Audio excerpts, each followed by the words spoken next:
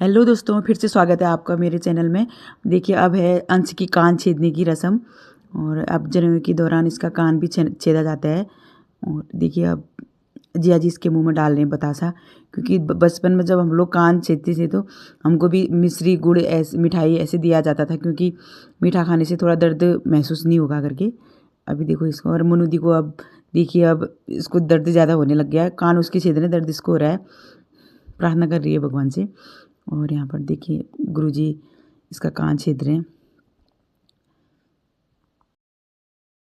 पंडित जी ने इसका कान तो छेद दिया, लेकिन अच्छे से बाल ही नहीं बिठा पा रहे थे। फिर सोनू आई। सोनू बचपन से ही हमारी मतलब ऐसे टाइप की रही कि कान छेदना, बच्चों के बालियाँ पहनाना इसको अच्छे से आता है। फिर दीदी ने इसको बुलाया, दीदी ने बोला कहीं सोनी के बालियाँ हैं, ये खाली गुम कर देगा, अच्छे से इसके बैठा दे करके। फिर सोनू आई, सोनू ने अच्छे से कान में इसके बालियाँ बैठाई। उसके बाद अब आगे की रस्म अब पूरी होगी।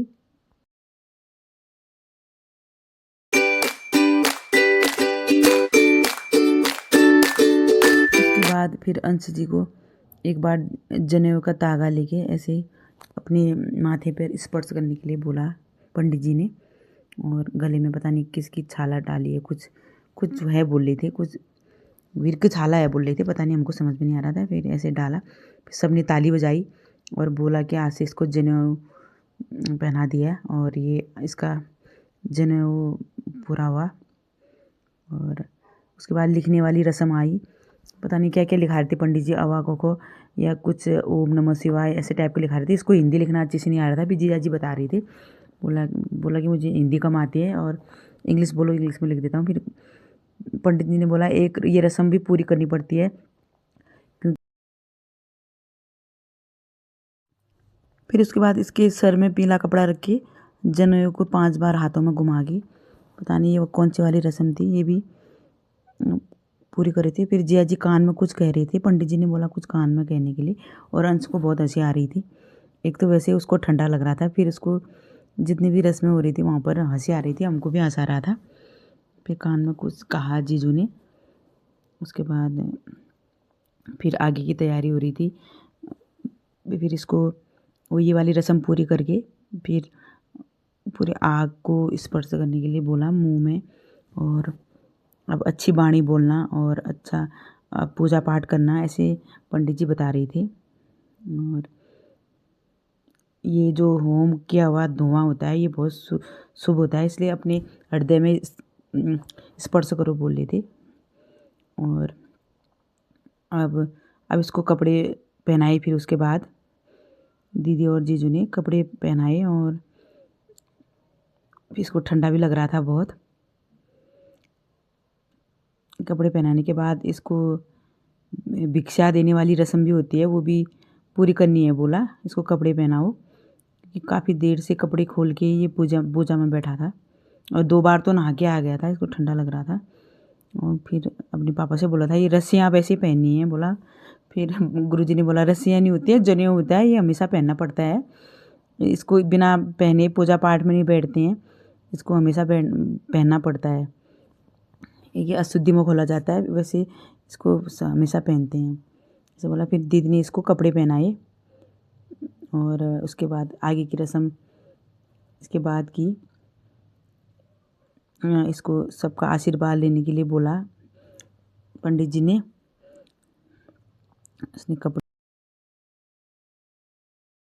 उसके बाद पंडित जी ने इसके जो बालों की सिक्की छोड़ी थी उसमें पानी डाली थी, तांबे के कटोरे में ऊपर डाल के कुछ पानी डाल रहे थे। पता नहीं क्या क्या रस्म होती है, ये भी पूरी कर रहे थे। और इसके जहाँ पर बाल काटे थे सर में बड़ा सुंदर स्वास्तिक बनाया था पंडित जी ने, कुमकुम और चंदन से सजाया था उसको, और बहुत ही अच्छा लग रहा था वो।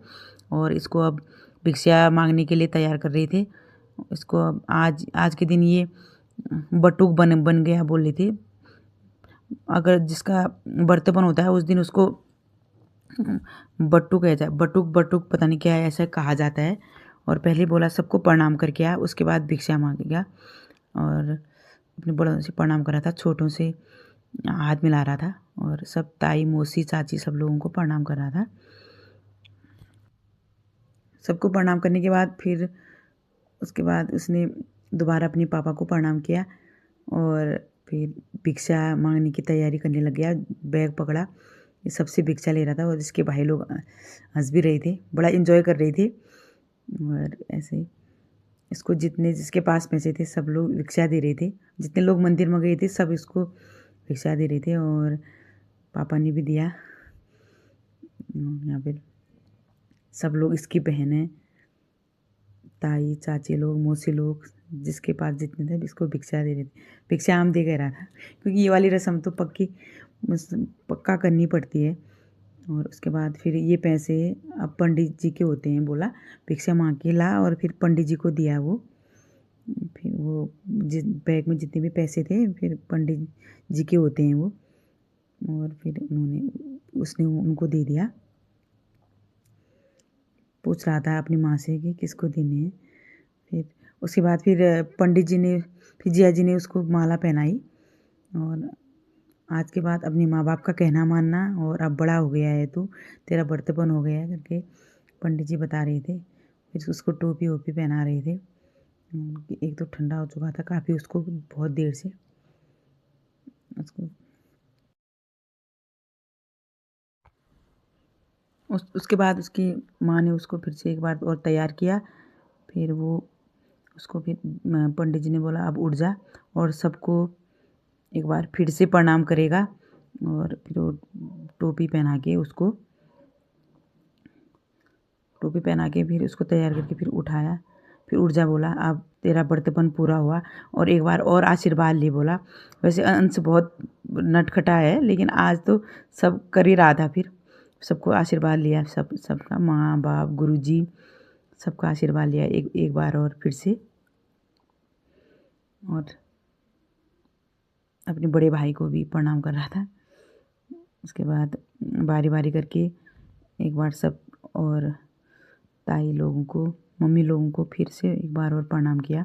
अब इसका बर्तपन पूरा हो चुका था। सब रस्में पूरी की उसने आज, और बड़ा खुश लग रहा था। आज से अपने हाथ से पका के खाना बोला। फिर हम लोग घर को आने लग गए और यहाँ पर बंदर दिखे, इतने सारे बंदर थे मंदिर में। ये बंदर मूँगफली मांग रहा था। फिर हमने मूँगफली दिया इसको, संतरा दिया, और ये खाने लग गया। एक रत्ती डर भी नहीं रहे थे ये लोगों से, और हाथ से ही छीन के ले जा रहे थे। देखिए मुझे तो अच्छे लगते हैं बंदर, लेकिन ये नुकसान भी करते हैं क्योंकि कोई सामान होता है, मोबाइल पर्स वर्स से भी हाथ से छीन के ले जाते हैं। पंडित जी बता रही थी। फिर हमने इसको मूँगफली दी, और मूँगफली भी जैसे आदमी लोग खाते हैं ऐसे खा रहा था, बिल्कुल छिल के।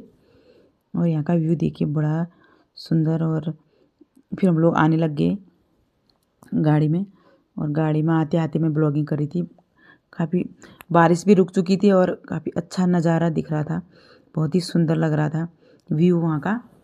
जंगल, पहाड़, पेड़ पौधे बहुत अच्छे लग रहे थे। और आते टाइम तो अंधेरा था, हमने कुछ देखा ही नहीं था। 5 बजे निकल गए थे घर से। फिर जाते टाइम तो हमको सब साफ दिख रहा था वहाँ। आज हम लोग पहली बार गए, तो ये हमारी रिश्तेदारी थी जो गाड़ी चला रही थी, फूफा जी थे हमारे ये। और ये अच्छे से गाड़ी चला रही थी और आराम से बोल रहे थे। आते वक्त नहीं देखा, जाते वक्त देखो। और यहाँ पर देखो राम नदी दिख रही थी, जहाँ पर हम लोग बर्तपन करके आए थे वहीं पर, वही वाली नदी थी ये। नदी के किनारे करते हैं वैसे बर्तपन, लेकिन बारिश होने की वजह से ब्राह्मण ने फिर अंदर ही करवाया बर्तपन। यही वाली नदी थी, ये राम नदी है, और बड़ी सुंदर लग रही थी। हम लोग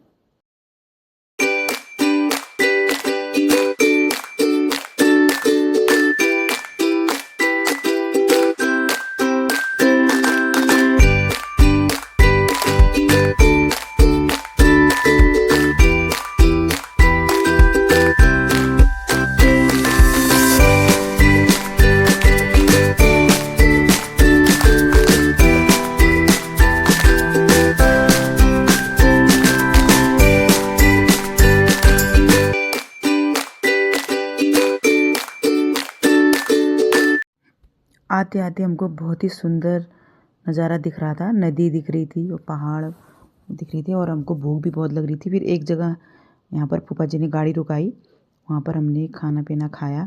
और वहाँ खाना भी बहुत टेस्टी था क्योंकि सुबह से हमने कुछ नहीं खाया था, तो अभी यहाँ आके खाया। और वेजिटेरियन खाना था। अच्छा लगा, अच्छा बनाया था खाना भी।